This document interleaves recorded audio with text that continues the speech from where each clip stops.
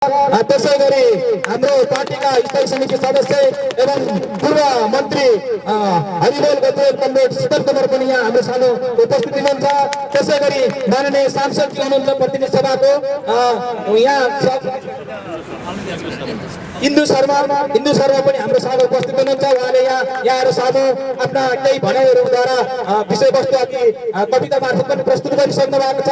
त्यसै गरी हाम्रो जिल्ला पार्टीका नेताहरू पूर्व मन्त्रीहरू हुनुहुन्छ यहाँ दलजी श्रीपाली, त्यसै गरी पार्टीका जिम्मेवार नेताहरू पनि हुनुहुन्छ र तपाईँ हामी तमाम पार्टीका कार्यकर्ता र आम राज्य सभाको सदस्य पनि हुनुहुन्छ। हाम्रो गोपी कुमार आचार्यजीलाई पनि यता आएर आफ्नो परिचय पनि दिदिन र यहाँ सहभागी हुनको निम्ति म त्यसै गरी हाम्रो पार्टीका केन्द्रीय सदस्य शिव कुमार बस्नेत पनि यहाँ हुनुहुन्छ, उहाँलाई पनि यता सहभागी होइदिनु होला। अरू कमरेडहरू हुनुहुन्छ। अब हाम्रो पूर्व सभामुख वनसरी घट्टी पनि हाम्रो कार्यक्रममा बिहानैदेखि सहभागी भइराख्नु भएको छ र यो आन्दोलनलाई ऊर्जा प्रदान गरिराख्नु भएको छ। उहाँलाई पनि यहाँ आइदिनको निम्ति म हार्दिक अनुरोध गर्दछु। त्यसै गरी हाम्रो पार्टी यो आन्दोलन परिचालन कमिटी या यस निर्वाचन क्षेत्र नम्बर 4 का संघर्ष समितिका संयोजक विदुर खड्काजी पनि यहाँ सहभागी हुनुहुन्छ। उहाँ पनि आइदिनु हुनको निम्ति म अनुरोध गर्दछु र हाम्रो पार्टी जिल्ला पार्टीका सचिवालय सदस्य कमरेड महेश्वर भुयालजी पनि यहाँ हुनुहुन्छ, उहाँलाई पनि म हार्दिक अनुरोध गर्दछु। र त्यसै गरी यहाँ धेरै हाम्रो पार्टीका जिल्ला कमिटीको सदस्य हुनुहुन्छ र सँगसँगै हाम्रो यस निर्वाचन क्षेत्र 4 नम्बर अन्तर्गतको ख प्रदेशका माननीय सांसद कुसुम कुमार कार्की पनि यहाँ सहभागी हुनुहुन्छ, उहाँलाई पनि यहाँ आइदिनको निम्ति म अनुरोध गर्दछु। त्यसै गरी संघर्ष समितिको चाहिँ कमरेड 3 नम्बर निर्वाचन क्षेत्रको संघर्ष समितिको संयोजक सीता कमरेडलाई पनि यहाँ आइदिनको निम्ति म सीता श्रेष्ठ कमरेडलाई पनि यहाँ आइदिन म अनुरोध गर्दछु। र अब हाम्रो कार्यक्रम पूर्व निर्धारित कार्यक्रम करिब अन्तिम चरणमा हामी आइपुगेका छौँ र अब हाम्रा नेताहरूद्वारा केही आफ्ना भनाइद्वारा यो कार्यक्रमलाई सम्बोधन गरिदिन म अनुरोध गर्दछु। र सर्वप्रथम म हाम्रो पार्टी जिल्ला पार्टीका सचिवालय सदस्य कार्यालय सदस्य कमरेडलाई म अनुरोध गर्दछु। हाम्रो गौरवशाली पार्टी नेपाल कम्युनिस्ट पार्टी नेकपा केन्द्रीय संघर्ष समितिद्वारा आकस्मिक रूपमा आयोजित आजको यस आम हडताल कार्यक्रममा उपस्थित हुनुभएका हाम्रो पार्टीका स्थायी कमिटीका आदरणीय सदस्य कमरेडहरू, हाम्रो पार्टीका केन्द्रीय कमिटीका आदरणीय श्रद्धेय नेतृत्व कमरेडहरू, प्रतिनिधि सभाका सदस्य कमरेड, राष्ट्रिय सभाका सदस्य कमरेड, पार्टीका तर्फबाट नेपाल सरकारका पूर्व मन्त्रीज्यूहरू र यो संघर्ष कार्यक्रममा यो आम हडताल कार्यक्रमलाई सफल बनाउनको निमित्त उपस्थित हुनुभएका हाम्रो पार्टीका विभिन्न तह र तबकाका कमरेडहरू र न्यायको पक्षमा, संविधानको रक्षाको पक्षमा, लोकतन्त्रको रक्षाको पक्षमा, राष्ट्रिय स्वाधीनताको जगेर्नाको पक्षमा यो आन्दोलनमा ऐक्यबद्ध जनाउनुभएका सम्पूर्ण आदरणीय जनसमुदायहरूमा सर्वप्रथम हाम्रो पार्टी नेपाल कम्युनिस्ट पार्टी नेकपा काठमाडौँ जिल्ला कमिटीको कार्यालयको तर्फबाट र मेरो व्यक्तिगत तौर स्वीकार्नुहोस् हार्दिक क्रान्तिकारी अभिवादन। कमरेडहरू, सर्वप्रथम म यहाँ मार्फत के जानकारी गराउन चाहन्छु भने हामीले केपी ओलीद्वारा चालिएको असंवैधानिक कदमको विरोधका निमित्त एउटा नियमित प्रक्रियामा हाम्रो पार्टीले केन्द्रीय कार्यक्रमहरू बनाएको थियो। केपी ओलीको पुस 5 गतेको संसद विघटन गर्ने असंवैधानिक कदमका विरुद्ध चरणबद्ध सङ्घर्ष गर्दै आइरहेको हाम्रो पार्टी तपाईहरुलाई थाहा छ। यस सन्दर्भमा विगतमा हामी एउटा संघर्षको प्रक्रियाबाट थियौं। यो असंवैधानिक कदम सच्चिनु पर्छ, असंवैधानिक ढंगले गरिएको संसद विघटनको प्रस्ताव यो चाहिँ सच्चिनु पर्छ, यो कदम सच्चिनु पर्छ। केपी ओली र विद्या भण्डारीले चाहेर मात्रै देशको संविधान भन्दा बाहिर गएर कदमहरू चाल्न मिल्दैन भनेर हामीले खबरदारी गर्दै आइरहेका थियौं। संविधानमा अधिकार नभएका कुराहरू प्रयोग गरेर संविधानलाई कुचित बनाउने, संविधानलाई घाइते बनाउने र त्यो संविधानको मर्मभन्दा बाहिर गएर देशलाई एउटा चाहिँ अराजकताको दिशातर्फ धकेल्न खोज्ने जुन खालको चाहिँ केपी ओलीको प्रतिगामी षड्यन्त्र थियो, हरकत थियो, कदम थियो, यसका विरुद्ध हामी देशव्यापी रूपमा सङ्घर्षमा थियौँ। हाम्रो पार्टीले त्यतिखेरै यो चाहिँ असंवैधानिक ढङ्गले गरिएको कदमको विरोध गर्दै आइरहेको अवस्थामा अस्ति मात्रै यो केपी ओली सरकारले असंवैधानिक रूपमा संवैधानिक परिषदमा नियुक्ति गर्ने कामहरू गर्यो, तिनका शपथ ग्रहण गराउने कामहरू उसले हिजो गर्यो र त्यसै गरी देशैभरि उसले चाहिँ अहिले यो भूमि सम्बन्धी समस्या आयोगका नाममा आफ्ना नेता कार्यकर्ताहरूलाई 77 जिल्लामा भर्ती गर्ने र जागिर खुवाउने, उनीहरूलाई भरण पोषण गर्ने एउटा गलत ढङ्गले हरकतहरू गर्दै गइरहेको छ। त्यसकारणले गर्दाखेरि आजको हाम्रो यो आकस्मिक आम हडताल भनेको केपी ओलीले चालेको संसद विघटनको असंवैधानिक कदमका विरुद्धमा हो। केपी ओलीद्वारा गरिएको असंवैधानिक नियुक्ति बदल गराउनको निमित्त हामीले चाहिँ यो आन्दोलन गरेको कुरा म यो आम जनसमुदायमा जानकारी गराउन चाहन्छु। हामी केपी ओलीलाई यहीबाट भन्न चाहन्छौँ, केपी ओलीका आसेपासेहरूलाई यहीबाट हामी सचेत गराउन चाहन्छौँ। समयमा नै केपी ओलीले आफ्ना असंवैधानिक अलोकतान्त्रिक निरङ्कुश कदमलाई नसच्याउने हो भने आज चाबेल चोकमा जम्मा भएर विद्रोह गरिएको यो फोर्स, यो मास, भोलि यसको 10औं गुणा मासहरू हामी यो चाबेल चोकबाट सिंहदरबार घेर्न जानेछौँ र केपी ओलीलाई हामी सिंहदरबारबाट छुटेर बाहिर सडकमा ल्याएर पठाउनेछौँ। यदि उनी लाजको भूत बाँध्ने मान्दैन भने यस्तो गर्छन् भने, तर हामी केपी ओलीलाई अनुरोध गर्न चाहन्छौँ, आफूले गरेको त्यो कलङ्कित भूमिका सच्याउ, आफूले गरेको असंवैधानिक कदमलाई तिमी सच्याउ र तिमी जनताका बीचमा आएर एकचोटि माफी माग। आम नेकपाका नेता कार्यकर्ताका बीचमा आएर माफी माग। यदि केपी ओली सच्याएर केपी ओलीले माफी मागेर असंवैधानिक कदम चाल्ने कुरा यो मेरो ठुलो भुल थियो भनेर उनले स्वीकार्ने हो भने आम नेपाली जनताले फेरि एकचोटि उनलाई माफी दिन सक्नेछ। यदि उनले आफूले गरेका कदमहरू असंवैधानिक कदमहरूलाई नसच्याउने, आफूले गरेका गलत नियुक्तिहरूको बदल नगर्ने र फेरि पनि देशलाई असंवैधानिक ढङ्गले विद्या भण्डारीको टोक लगाएर लालमोहर लगाएर उनले यो देशमा रजाइ गर्ने सपना देखेका छन् भने त्यो सपना उनले देख्न छोडे हुन्छ। प्रतिगमनको पक्षमा त्यो विरुद्धमा चाहिँ मलामी जाने मलामीहरूको पङ्क्ति हामीले तयार गरिसकेका छौँ। त्यसमा नै गर्दा यो प्रतिगमन लामो समयसम्म हामी जान दिँदैनौँ। यो अहिलेको उनले चालेको कदम भनेको एउटा दृष्टिकोणबाट हेर्दाखेरि 7 दशकभन्दा लामो नेपालको लोकतान्त्रिक आन्दोलनमाथिको उनले गरेको प्रहार हो। त्यसै गरी हामीले हेर्ने हो भने 7 दशकभन्दा लामो नेपालको कम्युनिस्ट आन्दोलनबाट हामीले प्राप्त गरेको उपलब्धिहरूलाई उल्ट्याएर प्राप्त उपलब्धिहरूमाथि चाहिँ शोषण गरेर त्यसलाई थिचोमिचो गरेर उनले प्रतिक्रान्तिको नेतृत्व गर्न खोज्दैछन्। त्यसमा नै हाम्रो खबरदारी, हाम्रो सङ्घर्ष भनेको पहिलो कुरा नेपालको लोकतान्त्रिक आन्दोलनमा जगेर्ना गर्ने कुरामा सम्बन्धित छ। त्यसकारणले गर्दा सम्पूर्ण लोकतन्त्रधर पक्षधर शक्तिहरू हाम्रो आन्दोलनमा समाहित हुनुहोस् र लोकतन्त्रको जगेर्ना गर्नको निमित्त केपी ओलीले चालेको अलोकतान्त्रिक कदम र निरङ्कुश कदमलाई सच्याउनको निमित्त संयुक्त रूपमा हामीले सङ्घर्ष गर्न आवश्यक छ भन्ने कुरा म आम लोकतन्त्र पक्षधर शक्तिहरूलाई अनुरोध गर्न चाहन्छु। त्यसै गरी हामीले नेपालको कम्युनिस्ट आन्दोलनमा प्राप्त गरेका उपलब्धिहरू गणतन्त्र, धर्मनिरपेक्षता, संघीयता, समानुपातिक प्रतिनिधित्व लगायतका जुन हाम्रा चाहिँ उपलब्धिहरू छन्, यो उपलब्धिहरूलाई केपी ओलीले रुचाएका छैनन्। हामीले हिजो नेपालमा गणतन्त्र स्थापना गर्नको निमित्त, गणतन्त्र प्राप्तिका निमित्त गरेको सङ्घर्षलाई केपी ओलीले बालकोटमा बसेर भन्ने गर्दथे कि नेपालमा गणतन्त्र आउने कुरा र बैलगाडा चढेर अमेरिका पुग्ने कुरा उस्तै हो भन्ने गर्दथे। हामीले उनीले त्यो कल्पना नगरेको गणतन्त्र नेपालमा हामीले प्राप्त गर्यौं। अब केपी ओलीले यसरी नै प्रतिगामी कदम चाल्ने हो भने, यसरी नै प्रतिगामी हरकत दोहोऱ्याइरहने हो भने अब बैलगाडा चढेर अमेरिका होइन कि बैलगाडा चढाएर हामीले केपी ओलीले बालुवाटारबाट बालकोट पुर्याइदिनेछौँ। यो कुराको हेक्का केपी ओलीले राख्दा हुन्छ। त्यसकारणले गर्दाखेरि नेपालको कम्युनिस्ट आन्दोलन मार्फत हामीले प्राप्त गरेका उपलब्धिहरूको जगेर्ना गर्दै, यसको रक्षा गर्दै, समाजवादी क्रान्ति सम्पन्न गर्दै नेपालबाट चाहिँ हामीले 21औं शताब्दीमा समाजवादी झण्डा फहराउनको निमित्त हामी सम्पूर्ण चाहिँ क्रान्तिकारी इमानदार कम्युनिस्ट क्रान्तिकारीहरू यो प्रतिक्रान्तिकारी हरकतका विरुद्ध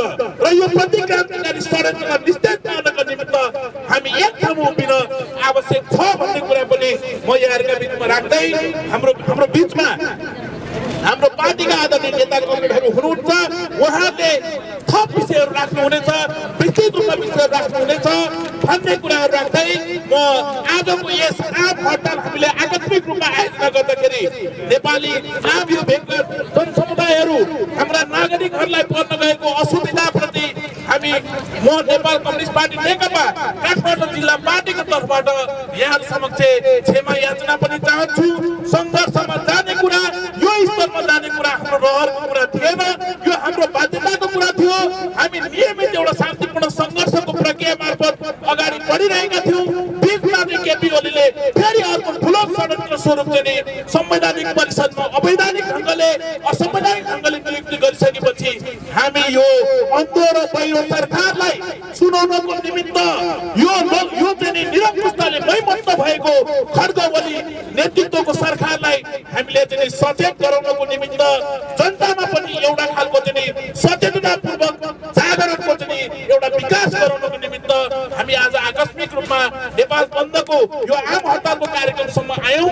यसले आम जनसमुदायलाई परेको प्रभावप्रति हाम्रो जिल्ला पार्टीको तर्फबाट म यहाँहरूप्रति हार्दिक क्षमा याचना पनि चाहन्छु। यति कुरा यहाँहरूका बिचमा राख्दै आफ्नो संक्षिप्त मन्तव्य यी अन्त्य गर्न चाहन्छु। पुनः स्वीकार्नुहोस्, हार्दिक क्रान्तिकारी अभिवादन। धन्यवाद कमरेड महेश्वर न्यालजीलाई।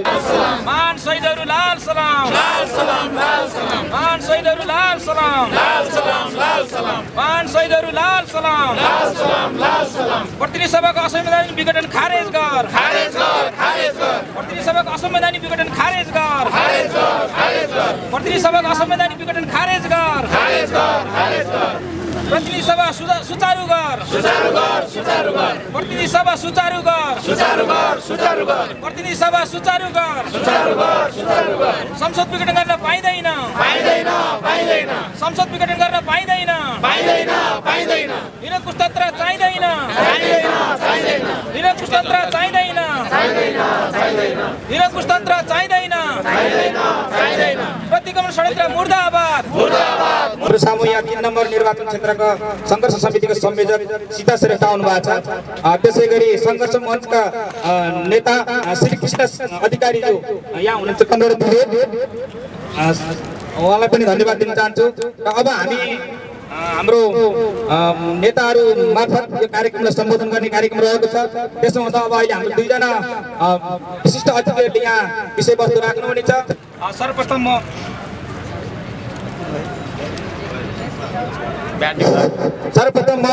यो कार्यक्रमलाई सम्बोधन गरिदिनको निम्ति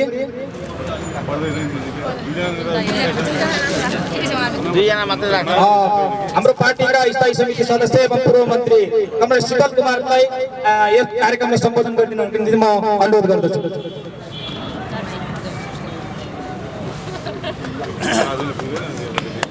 हाम्रो पार्टीका स्थायी समितिका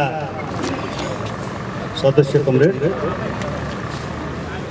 केन्द्रीय सदस्यका कमरेडहरू, पूर्व मन्त्री र प्रतिनिधि सभाका सदस्य कमरेडहरू र यो कार्यक्रममा सहभागी 3 र 4 निर्वाचन क्षेत्रका सम्बन्धित सम्पूर्ण कमरेडहरू र जनसमुदायहरू, सर्वप्रथम म हाम्रो पार्टीको केन्द्रीय समितिको तर्फबाट र मेरो तर्फबाट यहाँहरूप्रति हार्दिक अभिवादन। छोटो तयारीको जसरी यहाँहरू उपस्थित भएर यो कार्यक्रमलाई सफल पार्नुभयो, त्यसको लागि म सम्पूर्ण यो आयोजक साथीहरू, व्यवस्थापक साथीहरू र सहभागी सबैलाई धेरै धेरै धन्यवाद दिन चाहन्छु। हिजो मात्रै हाम्रो पार्टीले निर्णय गर्यो र पत्रकार सम्मेलन गर्यो। हामीलाई चिन्ता थियो कतै यो कार्यक्रम फितलो त हुने होइन। बिहानसम्म आइपुग्दा पनि विभिन्न खालका धरपकडहरू यहीँबाट भयो। कृष्ण केसीलाई यहीँबाट गिरफ्तार गरियो र यो कार्यक्रमलाई फितोल बनाउन प्रशासनले हस्तक्षेप गर्यो। तर हामीले फेरि सङ्गठित भएर हामीले गणेशस्थानमा हामी जम्मा भएर जब हामी जुलुससहित हामी यहाँ हस्तक्षेप गऱ्यौँ, त्यसपछि स्वाभाविक प्रहरी प्रशासन पछाडि हट्यो र त्यसपछि बन्दको यो कार्यक्रम अगाडि बढ्यो र अहिले शानदार ढङ्गले सफल पछिल्लो समय बिहान म त बिहानै सभा 6 बजे नै यहाँ आइपुगेको थिएँ। म आइपुग्दा किसी न किसी कमरेड लगायत के साथ गिरफ्तार भइसक्नु भएको थियो। उहाँले अलिकति तरिका पुऱ्याउनु भयो, अलिकति साथीहरूको जमघट गरेर हस्तक्षेप गर्नुपर्ने। त्यसपछि हामीले सल्लाह गरेर कार्यक्रमलाई अगाडि बढायौँ र पछि हाम्रो स्थायी समिति सदस्य वर्तमान पनि आउनुभयो र मलाई लाग्छ यो कार्यक्रम शानदार ढङ्गले सफल भएको छ। यो यद्यपि अहिले एउटा प्रश्न उठेको छ, जनतालाई कोभिडको मारमा परिरहेको जनता यस्तो बेलामा बन्द किन राखेको होला भन्ने एउटा प्रश्न पनि खडा भइरहेको छ। हामीलाई बन्दको दौरानमा जनस्तरबाट ती कुराहरू पनि आएका हुन्, तर मुख्य कुरो के भने सबभन्दा ठुलो कुरो जनताको संविधान र नियम कानुन, जो जनताले बनाएका नियम कानुन र संविधानमाथि जो हस्तक्षेप गरेर रातारात तपाईँ हामी सबैले थाहा छ, सबै कामहरू अँध्यारो कोठामा निर्णय गरेर यहाँ हतारदेखि नै शपथ ग्रहण गराइ रोक्दा जब अदालतमा मुद्दा परेको छ त्यो विषयमा, त्यो नियुक्तिमाथि जे नियुक्ति संविधान नियुक्ति सरकारले गर्यो त्यो पनि अध्यादेश ल्याएर गर्यो, त्यो पनि अनियमित छ र त्यो ल्याएकोलाई पनि फेरि त्यो अदालतमा मुद्दा पर्दा पर्दै फेरि त्यसमालाई व्यवस्था गर्ने जसरी गर्यो त्यसको विरुद्ध हामीले जनतालाई जानकारी गराउनुपर्ने हाम्रो कर्तव्य हो र जनतालाई जुझारु गराउनुपर्ने, त्यसप्रति प्रतिवाद गराउनुपर्ने जनता आवश्यक छ। त्यो कारणले गर्दा हामीले नचाहँदा तपाईँ हामी सबैले थाहा बन्दका कार्यक्रम अहिले राखे होइन, योभन्दा अगाडि पनि 2 चरणको कार्यक्रम भयो, हामीले बन्द राखेनौँ किन बन्दको पक्षमा जनमत छैन। तर पनि के भने अप्रत्याशित रूपमा त्यो घटना घट्छ, त्यसको प्रतिवाद गर्नु र जनतालाई जागरुक गराउनु, खबरदारी गर्नु हाम्रो कर्तव्य भएको हुनाले हामीले बन्द राख्यौँ। थोरै जनतालाई के असुविधा परे पनि असुविधा पर्छ, तपाईँ हामीलाई थाहा नै छ। 19 दिनको जनआन्दोलन बेला 19 दिनसम्म जनताले त्यसो आन्दोलन गर्यो, त्यतिखेर 19 दिन बन्द हुँदा पनि जनताले त्यसलाई सहजतामा लियो। मलाई लाग्छ भोलिका दिनहरूमा जनताले आफ्ना हक अधिकारको लागि, संविधानको रक्षाको लागि, जसरी केपी शर्मा ओलीले हामीले निर्वाचित गरेको प्रधानमन्त्री 2/3 नजिक वाम गठबन्धन निर्वाचित र हाम्रो नेकपाको प्रधानमन्त्री र अध्यक्षले भएका परिवर्तनहरू आफैले बनाएको संविधान आफैले बुझेर जसरी उहाँले चाहिँ के यो संविधानमाथि उहाँले कुठारागत गर्नुभयो, त्यसपछि हाम्रो घोर आपत्ति छ। त्यसपछि हामीले प्रतिवाद गर्नुको लागि हामीले कार्यक्रम राखेको हो। तपाईँहरूले यसमा सहभागी हुनुभयो, शानदार ढङ्गले सफल भयो। यहाँ हाम्रो वर्तमान हाम्रो स्थायी सदस्य लगायत केन्द्रीय नेताहरू, पूर्व सांसदहरू, मन्त्रीहरू लगायत सम्पूर्ण साथीहरूलाई म धन्यवाद दिन्छु। र जसरी यहाँ पुलिस प्रशासनले पनि संयमतापूर्वक सुरुका चरणमा त्यहाँ हस्तक्षेप गरे पनि पछिल्ला समय जसरी उहाँले एउटा सन्तुलित ढङ्गले एउटा व्यवहार गर्नुभयो, यो कार्यक्रमलाई सफल पार्न उहाँहरूको पनि मद्दत रह्यो। उहाँहरू र पत्रकार साथीहरूप्रति आभार व्यक्त गर्दै म आफ्ना पनि अन्त्य गर्छु। अभिवादन। धन्यवाद हाम्रो पार्टी स्थायी समिति सदस्य एवं पूर्व मन्त्रीज्यूलाई। अब हामी कार्यक्रम अगाडि बढाउने क्रममै छौँ। हाम्रो प्रतिनिधि सभाको पूर्व सभामुख वनसरी घट्टी मगरज्यू आइपुग्नु भएको थियो, कतै नजिक कतै हुनुहुन्छ। यता हुनुहुन्छ भने यहाँ मञ्चमा आइदिनु हुनको निम्ति म हार्दिक अनुरोध गर्दछु। र कमरेडहरू, तपाईँ हामी सबैलाई थाहा छ, सायद हामी बिहानै खाली पेटबाटै हामी यो सडकमा सहभागी भएका छौँ प्रतिगमनको विरुद्धमा। हामीलाई तत्कालीन रूपमा हामी आन्दोलनमा सहभागी हुँदै गर्दा हाम्रा थोरै मात्रै सङ्ख्याको रूपमा उपस्थित हुँदै गर्दा हामी सहभागी हुँदै गर्दाखेरि हाम्रा 6 जना साथीहरू गिरफ्तार पर्नुभएको छ। कृष्ण केसी, कमला गौतम, उद्धव चौलागाई लगायतका नेतृत्वका कमरेडहरू। उहाँहरूलाई तत्काल रिहाई गर्नको निम्ति हामी यो कार्यक्रम मार्फत प्रशासनलाई अनुरोध गर्दछौँ। र अब हामी हाम्रो मार्गमा हाम्रो नेता हुनुहुन्छ, हाम्रो पूर्व जनमुक्ति सेना नेपालको चाहिँ डिभिजन कमान्डर, पूर्व मन्त्री, नेपाली क्रान्तिका एउटा होनहार जजलेमान एउटा कमान्डर। हामी हिजो सँगै जनमुक्ति सेनामा काम गर्दाखेरि सँगै जनमुक्ति सेनाको नेतृत्व गरेर जनमुक्ति सेनालाई आफ्नो फिल्डमा उतार्नको निम्ति एउटा वैचारिक, सैद्धान्तिक, राजनीतिक र फौजी ज्ञानद्वारा पोख्त बनाएर फौजलाई अगाडि बढाएर तत्कालीन राज्य सत्तासँग सङ्घर्ष गर्ने क्रममा त्यतिखेरको चाहिँ चाहे चाहिँ त्यो सत्ताको संरचनाको ध्वस्त गर्ने कुरा किन नहोस्, चाहे राज्य सत्ताले निर्माण गरेका विभिन्न खालका अङ्गहरूको चाहिँ बङ्करहरू ध्वस्त गराउने कुरामा किन नहोस्, रणनीतिक र कार्यनीतिक कुशलताका बावजुद हामीले धेरैवटा लडाइँहरू जित्न सफल भएका छौँ। उहाँ नै हाम्रो कमान्डरको रूपमा आज नेपाल सरकारको पूर्व मन्त्री पनि भइसक्नु भएको र हाम्रो पार्टीको एउटा चाहिँ जुझारु युवा नेता पनि हुनुहुन्छ। उहाँलाई यो कार्यक्रमको विशेष ढङ्गले सम्बोधन गरिदिनको निम्ति र र राष्ट्रिय राजनीतिक परिस्थितिको बारेमा पनि यहाँ उपस्थित हाम्रा आदरणीय जनसमुदाय र आम हामी कार्यकर्ताहरूलाई चाहिँ प्रशिक्षित ढङ्गले एउटा विषयवस्तुलाई प्रस्तुत गरिदिनको निम्ति हाम्रो पार्टी स्थायी समिति सदस्य कमरेड वर्षमान पुन अनुरोध गर्दछु। धन्यवाद कार्यक्रम सञ्चालकज्यू। आजको यस आम हडताल र यसलाई सफल गर्ने सिलसिलामा यस चाबहिल चोकमा भेला हुनुभएका सम्पूर्ण दाजुभाइ दिदीबहिनीहरू, कमरेडहरू, पार्टीका स्थायी कमिटीका सदस्य सहयोगका कमरेड, केन्द्रीय समिति र विभिन्न तहका कमरेडहरू, सर्वप्रथम क्रान्तिकारी अभियान उपस्थित कमरेडहरू तथा मित्रहरू, आज आम हडताल नेपाल कम्युनिस्ट पार्टी नेकपाको आह्वानमा भव्य रूपले शानदार रूपले सम्पन्न भएको छ र यस क्षेत्र निर्वाचन क्षेत्र 3 र 4 र यस चाबहिल क्षेत्र वरिपरिका सम्पूर्ण जनताको यस सहयोग समर्थनबाट यो क्षेत्रमा पनि भव्य रूपले शानदार रूपले यो कार्यक्रम सफल भएको छ। म यहाँहरू सबैलाई पार्टी केन्द्रीय कमिटीको तर्फबाट म आफ्नो तर्फबाट पनि हार्दिक आभार तथा धन्यवाद व्यक्त गर्न चाहन्छु। उपस्थित मित्रहरू, हामीलाई आम हडताल गर्न कुनै रहर थिएन, त्यसै गरी कुनै पनि सङ्घर्षको कार्यक्रममा जान पनि रहर होइन। नेपाली जनता कुनै पनि आन्दोलनको रहर या चाहिँ यस प्रकारको अपेक्षामा छैन। तर देशको नेतृत्व गरिरहेको व्यक्ति प्रधानमन्त्रीबाटै, जसले अभिभावकीय भूमिका खेल्नु पर्ने हो, त्यही निकायबाटै लोकतन्त्रमाथि प्रहार भएपछि, संविधानमाथि प्रहार भएपछि, त्यसै गरी एकपछि अर्को असंवैधानिक कदमहरू चालिएपछि त्यो रोक्नको लागि बाध्यतावश नेपाल कम्युनिस्ट पार्टी नेकपाले विभिन्न चरणका आन्दोलनहरूको घोषणा गरेको छ। दोस्रो चरण सम्पन्न भएर हामी तेस्रो चरणमा छौँ एकातिर। अर्कोतिर हिजो मात्रै नेपाल सरकारले थप अर्को असंवैधानिक कदम चालेको छ। संवैधानिक निकायका नियुक्तिहरू जो संविधान मिचेर गरेको छ त्यसको विरोधमा आकस्मिक रूपले यो आम हडताल आयोजना गरिएको छ।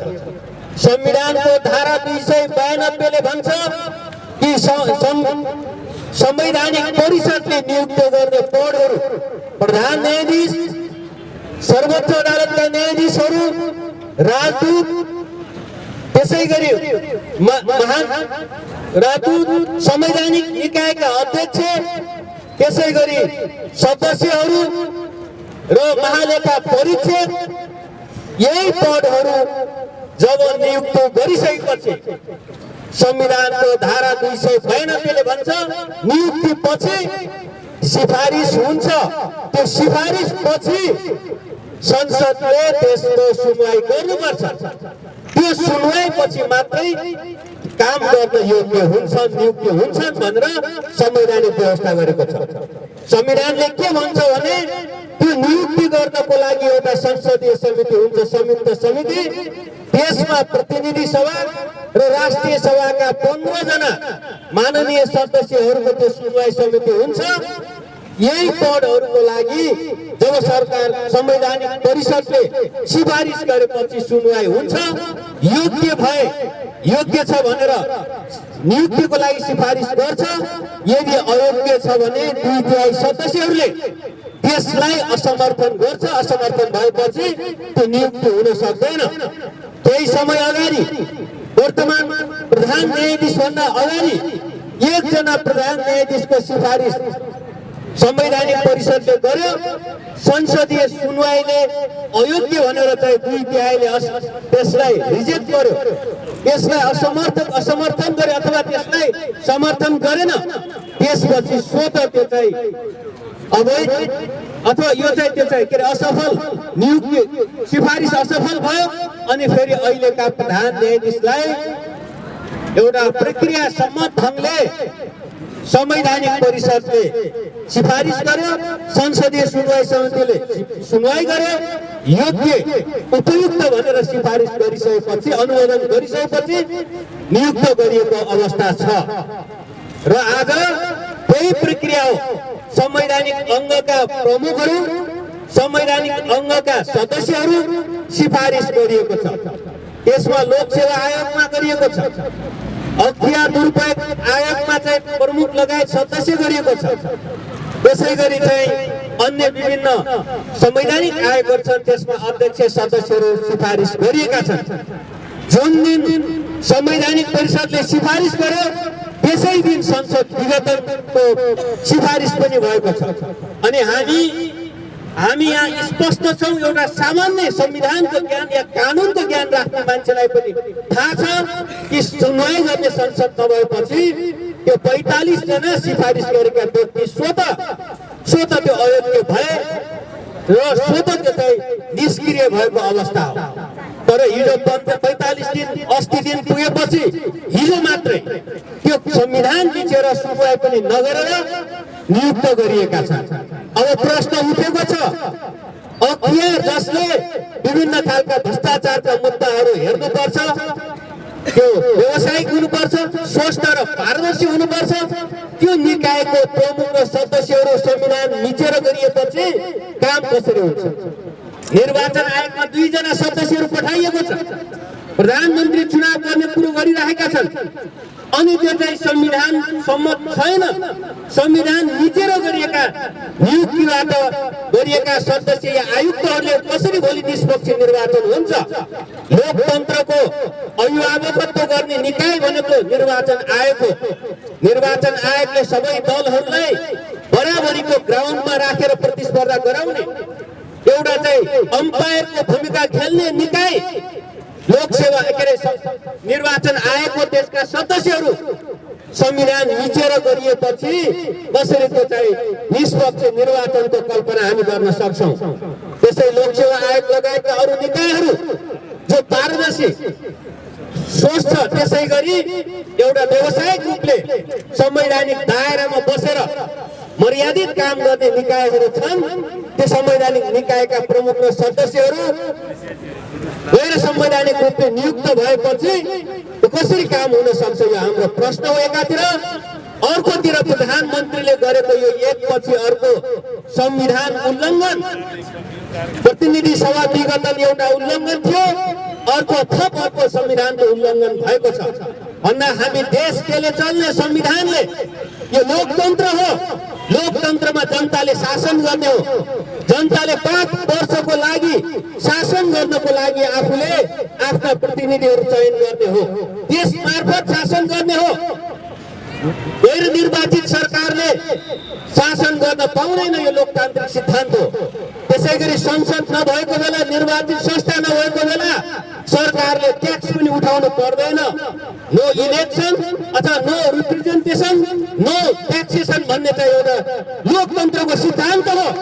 अनि यो सरकारले अलोकतान्त्रिक ढङ्गले निर्वाचन बिना कर उठाएको छ, महँगी वृद्धि छ, दुनिया छ, अनि सरकार अझ संविधान मिथ्यमा लागेको छ, प्रधानमन्त्री संविधान मिथ्यमा लागेका छन्।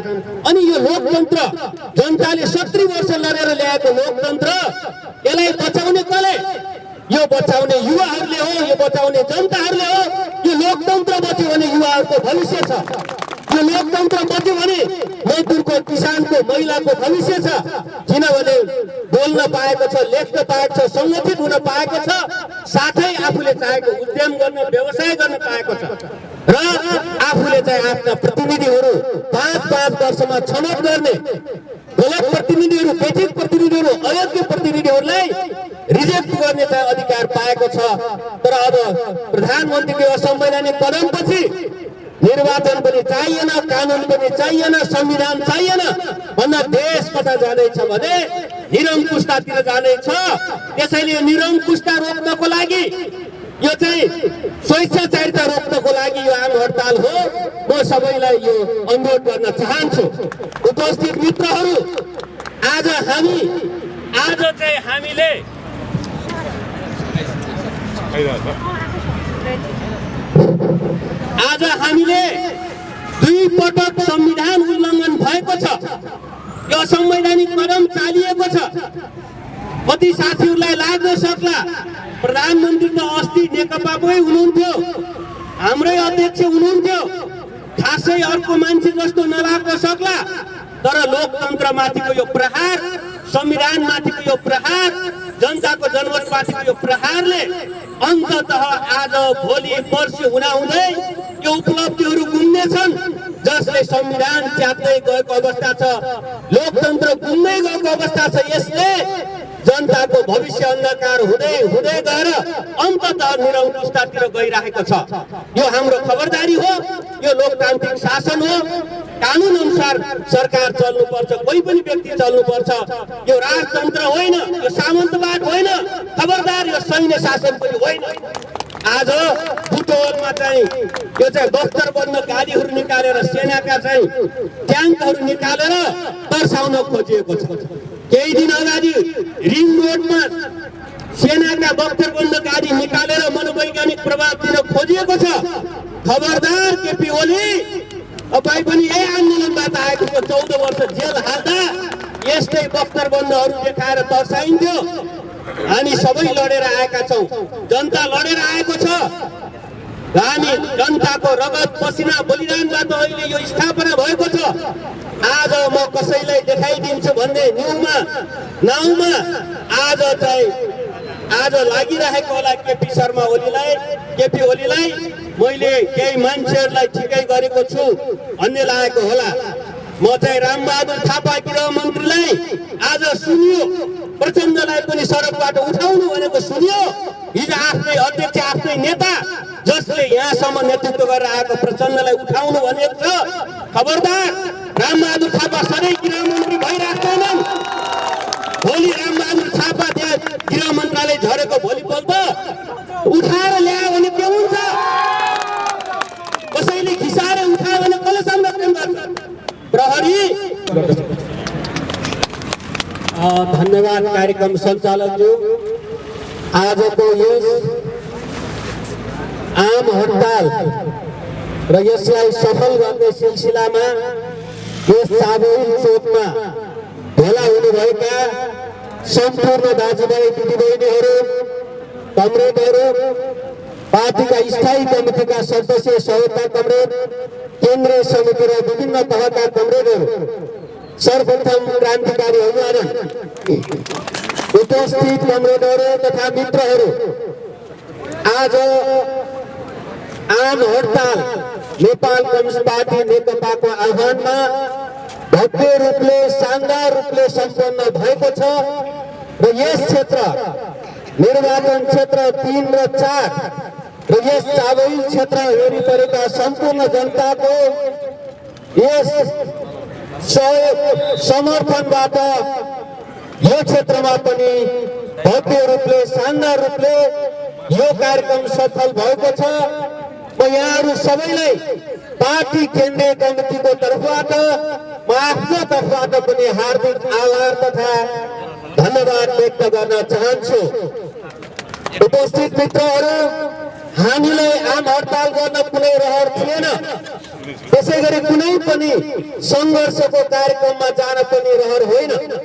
नेपाली जनता कुनै पनि आन्दोलनको रहर या चाहिँ त्यस प्रकारको अपेक्षामा छैन। तर देशको नेतृत्व गरिरहेको व्यक्ति प्रधानमन्त्रीबाटै, जसले अभिभावकीय भूमिका खेल्नु पर्ने हो, त्यही निकायबाटै लोकतन्त्रमाथि प्रहार भएपछि, संविधानमाथि प्रहार भएपछि, त्यसै गरी एकपछि अर्को असंवैधानिक कदमहरू चालिएपछि त्यो रोक्नको लागि बाध्यतावश नेपाल कम्युनिस्ट पार्टी नेकपाले विभिन्न चरणका आन्दोलनहरूको घोषणा गरेको छ। दोस्रो चरण सम्पन्न भएर हामी तेस्रो चरणमा छौँ। एकातिर अर्कोतिर हिजो मात्रै नेपाल सरकारले थप अर्को असंवैधानिक कदम चालेको छ। संवैधानिक निकायका नियुक्तिहरू जो संविधान मिचेर गरेको छ, त्यसको विरोधमा आकस्मिक रूपले यो आम हडताल आयोजना गरिएको छ। संविधानको धारा 292 ले भन्छ, कि संवैधानिक परिषदले नियुक्त गर्ने पदहरू प्रधान न्यायाधीश, सर्वोच्च अदालतका न्यायाधीशहरू, राजदूत, त्यसै गरी राजदूत, संवैधानिक निकायका अध्यक्ष, त्यसै गरी सदस्यहरू र महालेखा परीक्षक, यही पदहरू जब नियुक्त गरिसकेपछि संविधानको धारा 292 ले भन्छ नियुक्ति पछि सिफारिस हुन्छ। त्यो सिफारिस पछि संसदले त्यसको सुनवाई गर्नुपर्छ। त्यो सुनवाई पछि मात्रै काम गर्न योग्य हुन्छन्, नियुक्ति हुन्छन् भनेर संवैधानिक व्यवस्था गरेको छ। संविधानले के भन्छ भने त्यो नियुक्ति गर्नको लागि एउटा संसदीय समिति हुन्छ, संयुक्त समिति। त्यसमा प्रतिनिधि सभा र राष्ट्रिय सभाका 15 जना माननीय सदस्यहरूको त्यो सुनवाई समिति हुन्छ। यही पदहरूको लागि जब सरकार संवैधानिक परिषदले सिफारिस गरेपछि सुनवाई हुन्छ। योग्य छ भनेर नियुक्तिको लागि सिफारिस गर्छ। यदि अयोग्य छ भने 2/3 सदस्यहरूले त्यसलाई असमर्थन गर्छ। असमर्थन भएपछि त्यो नियुक्ति हुन सक्दैन। केही समय अगाडि वर्तमान प्रधान न्यायाधीश भन्दा अगाडि एकजना प्रधान न्यायाधीशको सिफारिस संवैधानिक परिषदले गर्यो। संसदीय सुनवाईले अयोग्य भनेर चाहिँ 2/3 त्यसलाई रिजेक्ट गर्यो, त्यसलाई असमर्थन गरे अथवा त्यसलाई समर्थन गरेन। त्यसपछि स्वतः त्यो चाहिँ अवैध अथवा यो चाहिँ त्यो चाहिँ के अरे असफल नियुक्ति सिफारिस असफल भयो। अनि फेरि अहिलेका प्रधान न्यायाधीशलाई एउटा प्रक्रिया सम्मत ढङ्गले संवैधानिक परिषदले सिफारिस गर्यो, संसदीय सुनवाई समितिले सुनवाई गर्यो। योग्य उपयुक्त भनेर सिफारिस गरिसकेपछि, अनुमोदन गरिसकेपछि नियुक्त गरिएको अवस्था छ। र आज त्यही प्रक्रिया हो। संवैधानिक अङ्गका प्रमुखहरू, संवैधानिक अङ्गका सदस्यहरू सिफारिस गरिएको छ। त्यसमा लोकसेवा आयोगमा गरिएको छ, अख्तियार दुरुपयोग आयोगमा चाहिँ प्रमुख लगायत सदस्य गरिएको छ। त्यसै गरी चाहिँ अन्य विभिन्न संवैधानिक आयोगहरू छन्, त्यसमा अध्यक्ष सदस्यहरू सिफारिस गरिएका छन्। जुन दिन संवैधानिक परिषदले सिफारिस गर्यो त्यसै दिन संसद विघटनको सिफारिस पनि भएको छ। अनि हामी यहाँ स्पष्ट छौँ। एउटा सामान्य संविधानको ज्ञान या कानुनको ज्ञान राख्ने मान्छेलाई पनि थाहा छ कि सुनवाई गर्ने संसद नभएपछि त्यो 45 जना सिफारिस गरेका व्यक्ति स्वतः त्यो अयोग्य भए र स्वतः त्यो चाहिँ निष्क्रिय भएको अवस्था हो। तर हिजो 45 दिन 80 दिन पुगेपछि हिजो मात्रै त्यो संविधान बिचेर सुनवाई पनि नगरेर नियुक्त गरिएका छन्।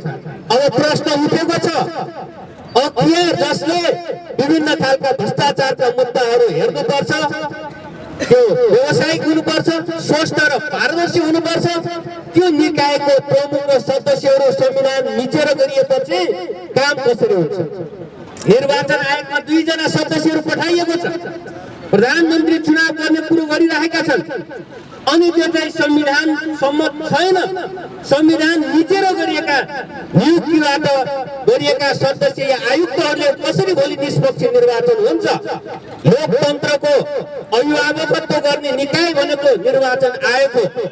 निर्वाचन आयोगले सबै दलहरूलाई बराबरीको ग्राउन्डमा राखेर प्रतिस्पर्धा गराउने एउटा चाहिँ अम्पायरको भूमिका खेल्ने निकाय लोकसेवा के अरे निर्वाचन आयोगको त्यसका सदस्यहरू संविधान मिचेर गरिएपछि कसरी त्यो चाहिँ निष्पक्ष निर्वाचनको कल्पना हामी गर्न सक्छौँ? त्यसै लोकसेवा आयोग लगायतका अरू निकायहरू जो पारदर्शी स्वस्थ, त्यसै गरी एउटा व्यावसायिक रूपले संवैधानिक दायरामा बसेर मर्यादित काम गर्ने निकायहरू छन्। त्यो संवैधानिक निकायका प्रमुख र सदस्यहरू गैर संवैधानिक रूपले नियुक्त भएपछि कसरी काम हुन सक्छ? यो हाम्रो प्रश्न हो एकातिर। अर्कोतिर प्रधानमन्त्रीले गरेको यो एकपछि अर्को संविधान उल्लङ्घन, प्रतिनिधि सभा विघटन एउटा उल्लङ्घन थियो, अर्को संविधानको उल्लङ्घन भएको छ। भन्दा हामी देश केले चल्ने संविधानले यो लोकतन्त्र हो। लोकतन्त्रमा जनताले शासन गर्ने हो। जनताले 5 वर्षको लागि शासन गर्नको लागि आफूले आफ्ना प्रतिनिधिहरू चयन गर्ने हो, देश मार्फत शासन गर्ने हो। गैर निर्वाचित सरकारले शासन गर्न पाउँदैन, यो लोकतान्त्रिक सिद्धान्त हो। त्यसैगरी संसद नभएको बेला, निर्वाचित संस्था नभएको बेला सरकारले ट्याक्स पनि उठाउनु पर्दैन। नो इलेक्सन अथवा नो रिप्रेजेन्टेसन, नो ट्याक्सेसन भन्ने चाहिँ एउटा लोकतन्त्रको सिद्धान्त हो। अनि यो सरकारले अलोकतान्त्रिक ढङ्गले निर्वाचन बिना कर उठाएको छ, महँगी वृद्धि छ, दुनियाँ छ। अनि सरकार अझ संविधान मिथ्यमा लागेको छ, प्रधानमन्त्री संविधान मिथ्यमा लागेका छन्। अनि यो लोकतन्त्र जनताले 70 वर्ष लडेर ल्याएको लोकतन्त्र, यसलाई बचाउने कसले? यो बचाउने युवाहरूले हो, यो बचाउने जनताहरूले हो। यो लोकतन्त्र बच्यो भने युवाहरूको भविष्य छ। यो लोकतन्त्र बच्यो भने मजदुरको, किसानको, महिलाको भविष्य छ। किनभने बोल्न पाएको छ, लेख्न पाएको छ, सङ्गठित हुन पाएको छ, साथै आफूले चाहेको उद्यम गर्न, व्यवसाय गर्न पाएको छ। र आफूले चाहिँ आफ्ना प्रतिनिधिहरू 5-5 वर्षमा छनौट गर्ने, गलत प्रतिनिधिहरू, बेठिक प्रतिनिधिहरू, अयोग्य प्रतिनिधिहरूलाई रिजेक्ट गर्ने चाहिँ अधिकार पाएको छ। तर अब प्रधानमन्त्रीको असंवैधानिक कदमपछि निर्वाचन पनि चाहिएन, कानुन पनि चाहिएन, संविधान चाहिएन भन्दा देश कता जाँदैछ भने निरङ्कुशतातिर जाँदैछ। त्यसैले यो निरङ्कुशता रोक्नको लागि, यो चाहिँ स्वेच्छाचारिता रोक्नको लागि यो आम हडताल हो। म सबैलाई यो अनुरोध गर्न चाहन्छु। उपस्थित मित्रहरू, आज चाहिँ